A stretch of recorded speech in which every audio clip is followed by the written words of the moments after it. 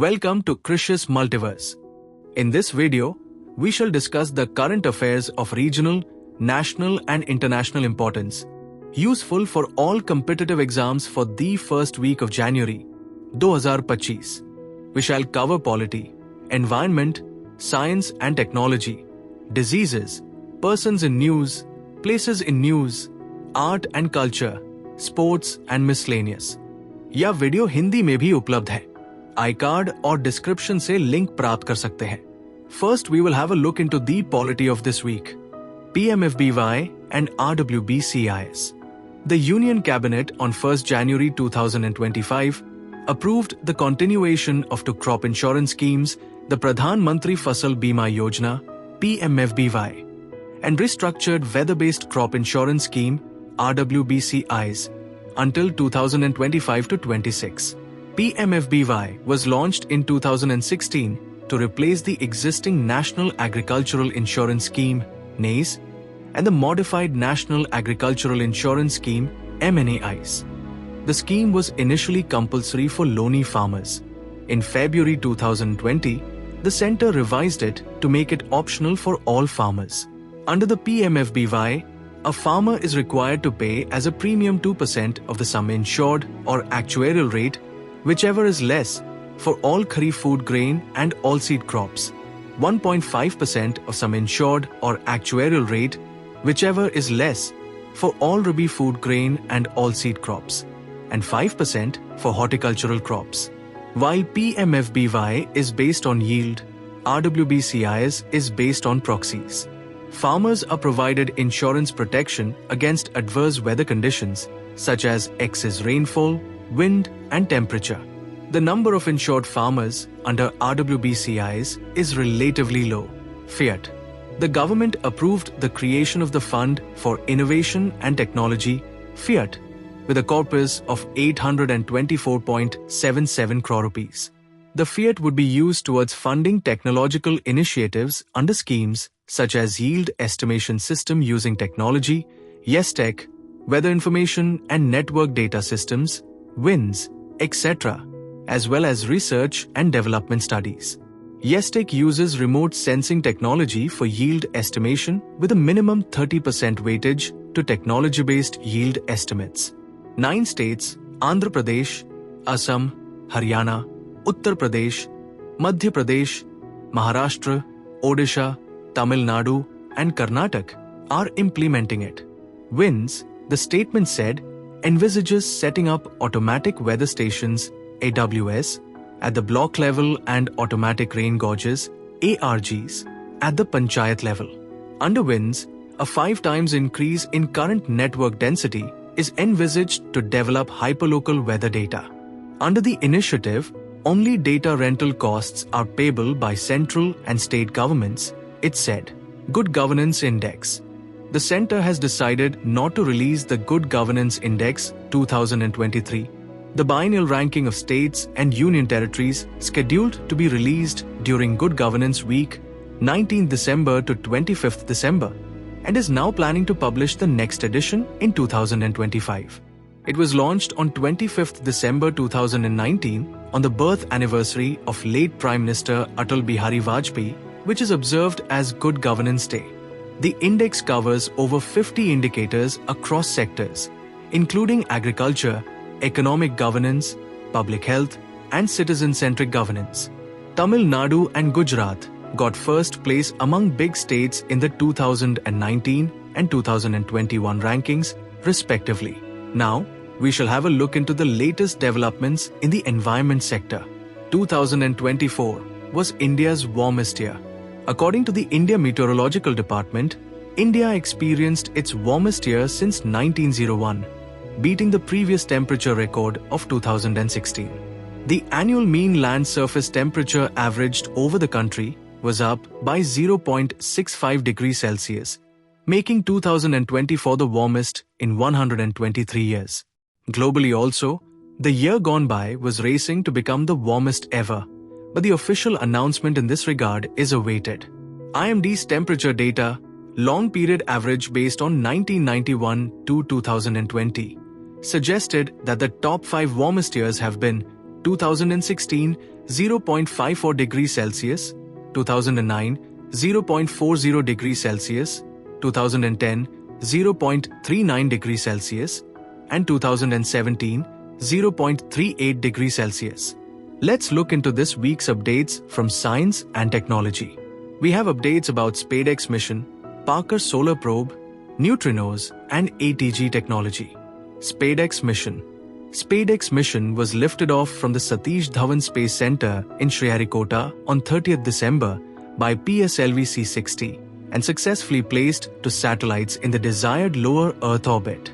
The SpadeX or Space Docking Experiment is key to ISRO's future missions, sample return from the Moon, and Indian on the Moon, the building and operation of the Bharatiya Antariksh Station, BUS. The success of this mission will make India the fourth country in the world with space docking technology after Russia, the former USSR, US, and China. To small satellites, the SDX-01 Chaser and SDX-02 Target, injected in a 475 km circular orbit after the launch, will demonstrate the docking.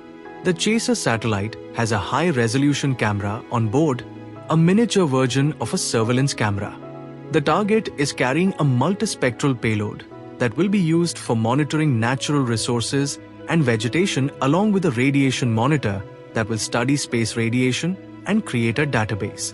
The fourth stage of the launch vehicle will be used as POEM or PS4 Orbital Experiment Module to demonstrate 24 technologies, including 10 technologies from startups and educational institutions.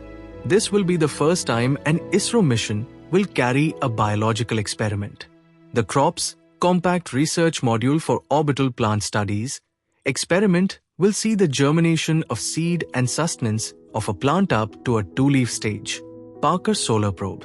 NASA scientists announced on Friday, 28th December, that the Parker-Solarprobe survived the closest ever approach to the Sun.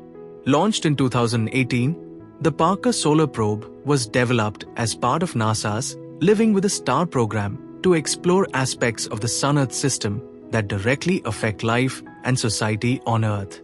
It is designed to make observations of the Sun's upper atmosphere, known as the corona, and carries 4 instrument suites.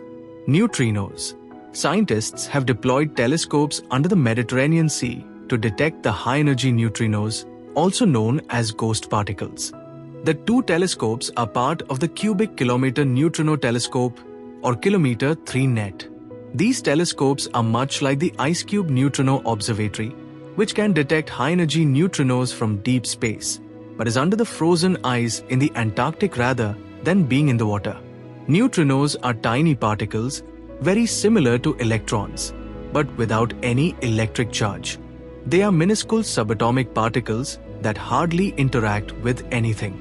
They were first detected in 1959, though their existence was predicted almost 3 decades earlier, in 1931. Kilometer 3 net is a deep-sea research infrastructure in the Mediterranean Sea, comprising a neutrino telescope with a volume of at least 1 cubic kilometer. It uses Cherenkov radiation to study neutrinos. Air-to-ground ATG technology. Air India welcomed the new year by announcing the availability of Wi-Fi internet access services on domestic and international flights operated by chosen aircraft in its fleet. In-flight communication systems rely on ground-based cellular towers, commonly known as air-to-ground ATG technology, and satellite-based connectivity. Both require the installation of special antennae and other equipment on the aircraft. Now let's look into some diseases. Those were in news this week. hmpv. The Union Health Ministry has convened a joint monitoring group and has sought timely updates from the World Health Organization after reports of increasing cases of respiratory illnesses likely hmpv in China. hmpv or human metapneumovirus is similar to RSV, which is a common pathogen that leads to common cold and leads to symptoms such as cough, fever, runny nose, and sore throat. It may sometimes lead to more severe symptoms like pneumonia among the very young and the elderly. Norovirus. The stomach infection norovirus is causing alarm in the United States. In India, Norovirus has previously affected people in Kerala, although on a much smaller scale compared to the numbers in the US. Norovirus is a highly contagious virus that is also sometimes referred to as the winter vomiting bug. It can be transmitted through contaminated food, water, and surfaces. The primary route is oral fecal. It is similar to diarrhea-inducing rotavirus and infects people across age groups. Disease outbreaks typically occur aboard cruise ships, in nursing homes, dormitories, and other closed spaces. Persons in news. Jimmy Carter. Jimmy Carter, who served as the 39th President of the US, passed away on 5th January in his home in Plains, Georgia, the Carter Center announced. He was 100. Carter, who served as the president from 1977 to 1981, lived longer than any president in the history of the US. He was awarded the Nobel Peace Prize in 2002 for undertaking peace negotiations, campaigning for human rights, and working for social welfare. The high point of his presidential term was the peace agreement between Egypt and Israel. K.S. Manilal. Renowned taxonomist K.S. Manilal, who was conferred with Padma Shri, died in Kerala's Thrissur after a prolonged illness. He was 86. Among his contributions to botanical research, Kattungal Subramaniam Manilal is best known for research, annotation, and translation of the botanical treatise in Latin, Hortus Malabaricus, which is the oldest comprehensive printed book on the natural plant wealth of Asia and medicinal properties of the flora in the western coast of India, particularly Kerala, Karnataka, and Goa. He was the founder of the Indian Association for Angiosperm Taxonomy and was also honored by the Netherlands with the Officer in the Order of Orange Nassau Award, one of the highest civilian awards given by the country. Sri Narayana Guru. The ruling CPI, M, in Kerala and BJP have locked horns now over Sri Narayana Guru. Sri Narayana Guru, 20th August 1856, 20th September 1928, was a saint, philosopher, spiritual leader, and a social reformer from Kerala. Guru's teachings and philosophy, dating back to the early part of the last century, have come to be known as Advait Vedant. It is a doctrine of non-duality, in which Guru says that the ultimate reality or Brahman is singular and indivisible, and that the individual self or Atman is one with this universal essence. His teachings call for individuals to turn inwards, recognize their divine nature, and embrace the interconnectedness of all beings. DrRChidambaram, a former chairman of the Atomic Energy Commission and a former principal scientific advisor, Chidambaram passed away at the age of 88. The idea to explode a thermonuclear device, the hydrogen bomb, during the 1998 tests could be largely attributed to him. Places in news. Pangongtsolake. The statue of Chhatrapati Shivaji was unveiled on the banks of the Pangongtsolake at an altitude of 14,300 feet in eastern Ladakh on 26 December. The statue was inaugurated by officers of the Maratha Light Infantry. Winter Char Dham Circuit. The Uttarakhand government on 8th December inaugurated the Winter Char Dham Circuit, aimed at drawing tourists to the state in the off-season winter months. The four revered Hindu shrines or dhams, Gangotri, Yamunotri, Kedarnath, and Badrinath, collectively known as Char Dham. During the winter months, the presiding deities of these temples are brought to shrines at lower altitudes. Mukba in Uttarkashi is the winter seat of Gangotri Dham. Kharsali in Uttarkashi is the winter seat of Yamunotri Dham. Kedarnath's winter abode is the Omkareshwar temple in Rudraprayag's Ukhimat, and Badrinath's is at Pandukeshwar in Chamoli. The Winter Char Dham is aimed at drawing pilgrims to these shrines, and thus attract tourist footfall to Uttarakhand during off-season months. Art and culture. Takanakuy Festival. This unique annual celebration called Takanakuy takes place in the town of Chambivilcas province near Cusco in Peru on 25th December every year. The ancient tradition was inherited from the pre-Hispanic Chanca culture. It's said this tradition serves as a way for community members to resolve conflicts and start the new year with a clean slate. The bouts are typically supervised by local authorities or community elders to ensure they remain controlled and respectful. After the fights, a crucial component of the festival is the collective drinking, symbolizing reconciliation and unity. Tamulosha. Gurung community in Nepal marks its new year by celebrating Tamulosha. In the Gurung language, Lo means year or age and Sar denotes change. Members of the Gurung community mark the festival by organizing feasts and cultural programs. Sports. Worldblitz Championship. R. Vaishali won the bronze medal at the Worldblitz Championship after reaching the semi-finals at the year-end event at New York's Wall Street. Ju Wenjun clinched the women's blitz crown by defeating Lei Tingjie in the final. Vaishali had lost to Wenjun in the semis and finished behind the two Chinese women. In the main section, Magnus Carlsen and Ian Nepomniachtchi agreed to share the title after both players won 2 games each in the final and 3 tiebreak games were drawing. Koneru Hampi. Hampi was crowned FIDE Women's World Rapid Champion, clinching her second title in this tournament. The 37-year-old from Vijayawada won the Women's World Rapid Championship after defeating Indonesia's Irin Sukandar in the final round. This is the second World Rapid title for Hampi, which she won first in 2019. National Sports Awards 2024. Major Dhyan Chand Khelratnaaward is given for the spectacular and most outstanding performance in the field of sports by sportsperson over the period of the previous 4 years. Arjunaaward for outstanding performance in sports and games is given for good performance over a period of the previous 4 years and for showing qualities of leadership, sportsmanship, and a sense of discipline. Praveen Kumar, D. Gukesh, Manu Bhakar, and Harmanpreet Singh will be honored with the Major Dhyan Chand Khel Ratna Award. The ministry also announced 32 Arjuna awardees. The Khel Ratna winners receive a cash prize of 25 lakh rupees along with a citation and a medallion.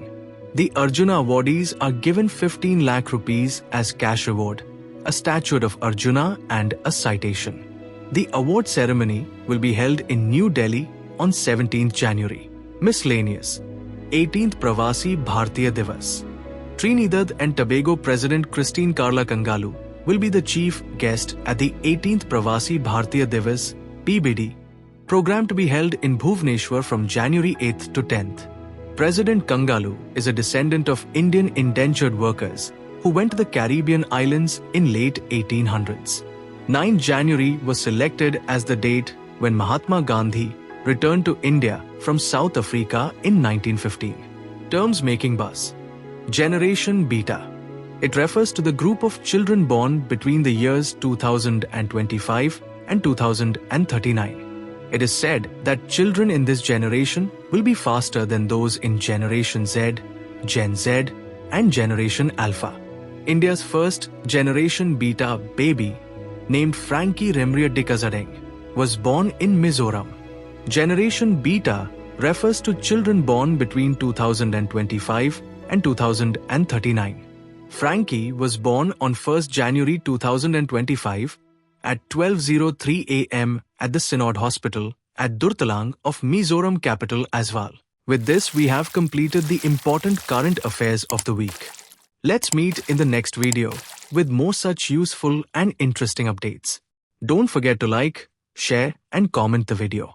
Subscribe for more. Thanks for watching.